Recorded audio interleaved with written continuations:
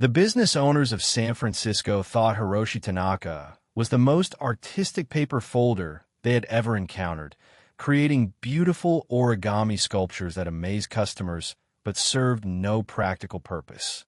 What they didn't realize was that every paper crane, lotus flower, and geometric design contained hidden messages encoded in the fold patterns themselves, making Hiroshi's workshop the command center of a cultural espionage network that bridged the gap between East and West during the most transformative period in California history.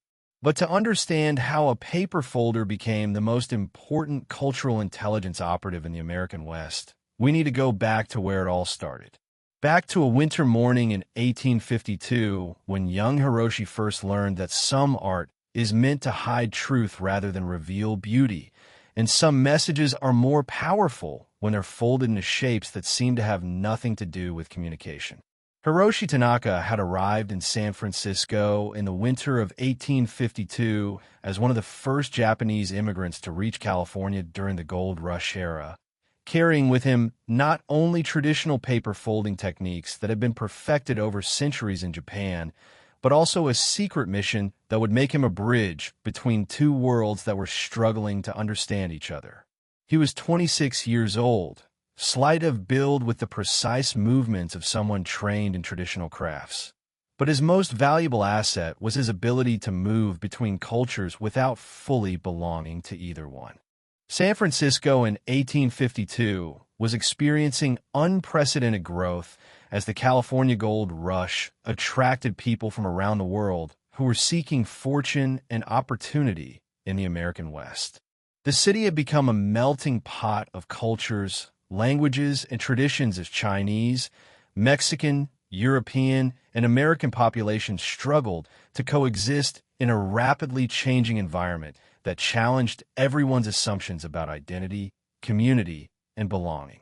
The cultural tensions of Gold Rush-era California created unique opportunities for intelligence gathering and cultural exchange that hadn't existed anywhere else in American history.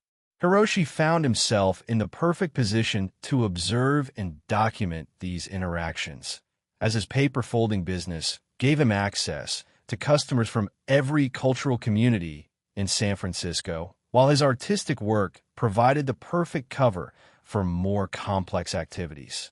But Hiroshi's true mission had nothing to do with making money from origami sculptures.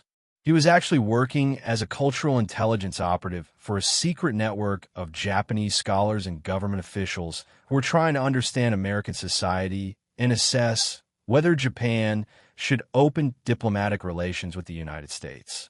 His paper folding business was simply the perfect cover for gathering information about American culture, politics, economics, and social structures that would help Japanese leaders make informed decisions about their country's future. The origami-based communication system that Hiroshi had developed was revolutionary in its sophistication and security. Each folded paper sculpture contained multiple layers of encoded information that were embedded in the fold patterns themselves. The sequence of folds, the angles of creases, the positioning of decorative elements, and even the type of paper used all carried specific meanings that could be decoded by trained operatives who understood the system. A simple paper crane might contain intelligence about American military capabilities, with the wing angles indicating troop numbers and the fold complexity revealing information about weapons technology.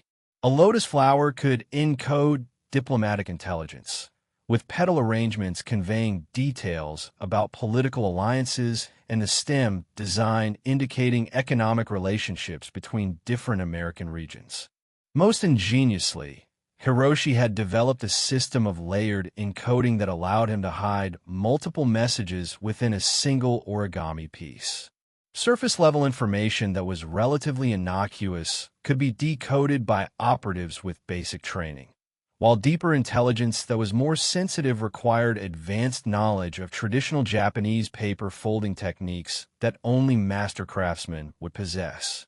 Hiroshi's first major intelligence success came when he created a series of origami dragons for a wealthy American businessman named Harrison Blackwell, who was involved in negotiations to establish trade relationships between California and Asian markets. The dragons appeared to be decorative gifts that demonstrated Japanese artistic traditions, but they actually contained detailed intelligence about American business practices, financial systems, and trade policies that Japanese officials needed to understand before entering into commercial relationships with American companies. The information that Hiroshi encoded in the dragon sculptures included analyses of American banking systems, descriptions of California's mining operations, assessments of transportation infrastructure, and evaluations of political stability that would affect long-term trade relationships. This intelligence was far more valuable than gold to Japanese officials who were trying to determine whether opening their country to foreign trade would benefit or harm Japanese society. The success of the Blackwell operation led to requests for Hiroshi's origami from other prominent Americans who wanted to demonstrate their appreciation for Japanese culture while conducting business with Asian partners. Each commission provided Hiroshi with new opportunities to gather intelligence, while building relationships that gave him access to increasingly sensitive information about American society and politics. But Hiroshi's most important work involved documenting the experiences of other Asian immigrants in California and analyzing how cultural differences were being negotiated in American society. The gold rush had created the first large-scale interaction between Asian and American cultures in United States history, and the outcomes of these encounters would influence future immigration policies and diplomatic relationships. The cultural intelligence that Hiroshi gathered revealed both the opportunities and dangers that Japanese immigrants might face in America. He documented instances of discrimination and violence against Chinese workers, but he also observed successful examples of cultural integration and economic cooperation that suggested positive possibilities for Japanese-American relations.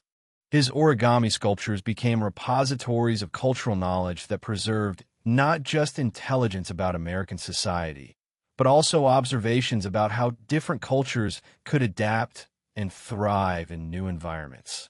Each folded paper creation contained lessons about language acquisition, business practices, social customs, and survival strategies that would be invaluable for future Japanese immigrants.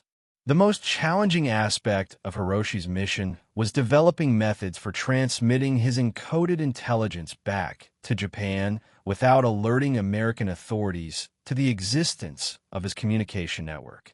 The origami sculptures needed to reach Japanese operatives who could decode the messages and relay the information to government officials. But this required a complex system of international smuggling that was extremely dangerous to operate. Hiroshi's solution was to create a network of art collectors and cultural enthusiasts who would purchase his origami sculptures as legitimate artistic pieces and then unknowingly transport them to locations where Japanese operatives could intercept and decode the hidden messages. The collectors believed they were simply acquiring beautiful examples of traditional Japanese art, while actually serving as unwitting couriers for one of the most sophisticated intelligence operations of the 19th century. But Hiroshi's greatest innovation was his development of a cultural bridge-building program that used origami instruction as a cover for gathering intelligence about American attitudes toward Asian cultures. He began offering paper folding classes to Americans who were interested in learning about Japanese traditions, creating opportunities to observe and analyze American cultural assumptions while building relationships that provided access to sensitive information. The origami classes became extraordinarily popular among San Francisco's cultural elite, who saw learning Japanese paper folding techniques as a fashionable way to demonstrate their sophistication and international awareness. But each lesson provided Hiroshi with insights into American values, prejudices, and expectations that were crucial for understanding how Japanese-American relations might develop. The students who attended Hiroshi's classes unknowingly provided him with intelligence about American politics, economics, social structures, and cultural attitudes, while learning to create paper cranes and lotus flowers.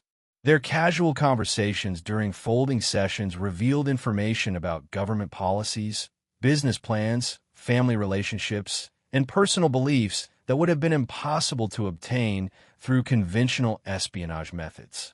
Most importantly, the classes allowed Hiroshi to conduct what amounted to anthropological research on American culture while maintaining his cover as a traditional craftsman who is simply sharing his artistic heritage with interested students.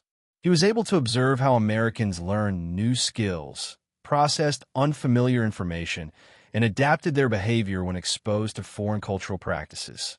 The cultural intelligence that Hiroshi gathered through his origami instruction program was so valuable that it influenced major policy decisions made by Japanese government officials who were debating whether to end their country's isolation and establish formal diplomatic relations with Western nations. His detailed analyses of American character, customs, and capabilities provided crucial information that helped Japanese leaders assess the risks and benefits of opening their country to foreign influence. But the success of Hiroshi's intelligence operations also created new dangers as American officials began to realize that information about their society and government was somehow being transmitted to foreign powers. Cultural suspicion and xenophobia were growing in California as economic competition intensified and political tensions increased between different immigrant communities. The investigation that would ultimately expose Hiroshi's network was triggered by a series of diplomatic incidents between the United States and Asian governments that suggested someone was providing foreign officials with detailed intelligence about American capabilities and intentions. Federal investigators began examining the activities of Asian immigrants who had access to sensitive information or who maintained connections with their countries of origin. Detective William Morrison, who had been assigned to investigate suspected espionage activities, became suspicious of Hiroshi's business when he noticed that the paper folder's customers included many prominent Americans who were involved in government, military, and business activities that would be of interest to foreign intelligence services. Morrison began conducting surveillance of Hiroshi's workshop and analyzing the origami sculptures he created for evidence of hidden communications. What Morrison discovered was a communication system of unprecedented sophistication that used traditional Japanese artistic techniques to encode and transmit intelligence information. The complexity of the origami-based codes required Morrison to consult with experts in Japanese culture and cryptography, leading to the realization that Hiroshi's operation was far more advanced than any espionage network American authorities had previously encountered. The technical analysis of Hiroshi's origami revealed that each sculpture contained multiple layers of encoded information that were integrated into the fold patterns in ways that would be invisible to casual observers. The encoding system required not only knowledge of traditional Japanese paper folding techniques, but also understanding of cultural symbols and mathematical relationships that had been developed over centuries of Japanese artistic tradition. Most troubling to American investigators was the discovery that Hiroshi's intelligence gathering had been so comprehensive and systematic that foreign governments possessed detailed knowledge about American society, politics, and capabilities that could be used to influence diplomatic negotiations or economic competition. The cultural intelligence he had gathered was potentially more valuable than military or political secrets because it provided insights into American character and decision-making processes that could be used to predict and manipulate American behavior. The decision to arrest Hiroshi required careful consideration of the diplomatic implications of prosecuting a foreign national who was engaged in cultural as well as intelligence activities. American officials recognized that Hiroshi's work had contributed to better understanding between American and Japanese cultures, even as it had provided foreign governments with intelligence that could be used against American interests. The arrest took place on March 18, 1859, when federal agents raided Hiroshi's workshop and seized hundreds of origami sculptures that contained encoded intelligence about American society and government. The evidence that was gathered during the raid provided unprecedented insight into the methods used for cultural espionage and the types of information that foreign governments considered valuable for understanding American society. The trial that followed was one of the most complex legal proceedings in American espionage history, involving questions about the relationship between cultural exchange and intelligence gathering, the rights of foreign nationals living in the United States, and the boundaries between legitimate artistic expression and illegal espionage activities.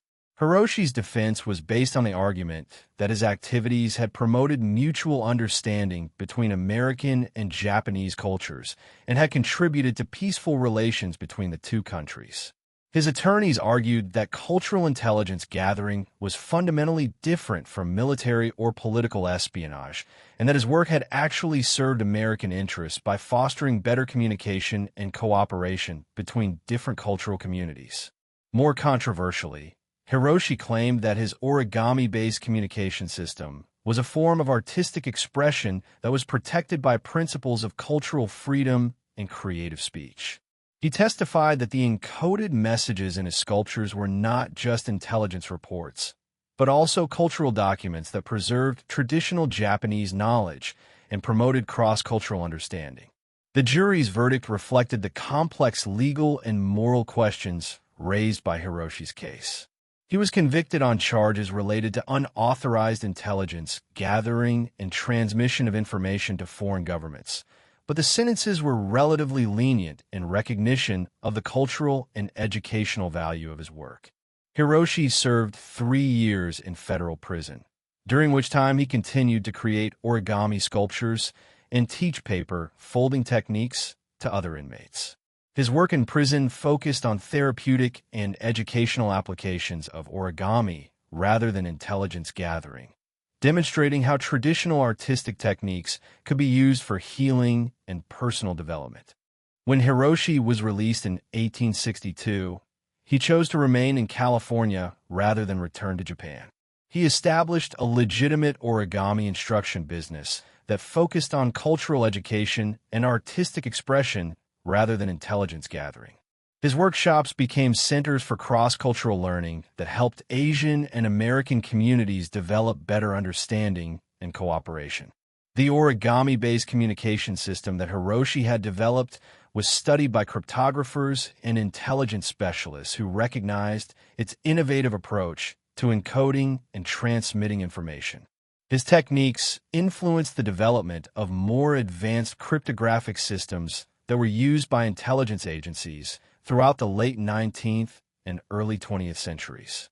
But perhaps most significantly, Hiroshi's work demonstrated the potential for cultural exchange to serve as a bridge between different societies that were struggling to understand each other. His origami sculptures had been more than just intelligence-gathering tools. They had been cultural artifacts that preserved knowledge, promoted understanding, and created connections between people who might otherwise have remained strangers. The cultural intelligence that Hiroshi had gathered contributed to better Japanese understanding of American society and helped lay the foundation for more positive diplomatic relationships between the two countries. His detailed observations about American culture, values, and social structures provided Japanese officials with insights that enabled them to navigate cultural differences more effectively when formal diplomatic relations were eventually established. In the end, Hiroshi Tanaka had indeed been a paper folder who never made envelopes, but his origami sculptures had carried messages that were more important than any conventional correspondence. His folded paper creations have been vessels for cultural knowledge that helped two very different societies begin to understand each other during a period when such understanding was crucial for peaceful coexistence. The paper folder who never made an envelope had actually created something far more valuable than simple stationery. He had created bridges between cultures that allowed different peoples to share knowledge, traditions, and hopes for a future where diversity could be a source of strength rather than division. His origami had been more than art. It had been diplomacy folded into beautiful shapes that carried the possibility of peace between nations that were learning to see each other as partners rather than strangers. If you enjoyed this incredible, true story of cultural intelligence serving international understanding, subscribe to our channel for more amazing tales of ordinary people who accomplished extraordinary things during the California Gold Rush. In the comments below, let us know what you think about Hiroshi's methods. Was he a spy serving foreign interests or a cultural ambassador promoting peace between nations? Click on the video appearing on your screen now to discover another shocking story of hidden operations from the Gold Rush era.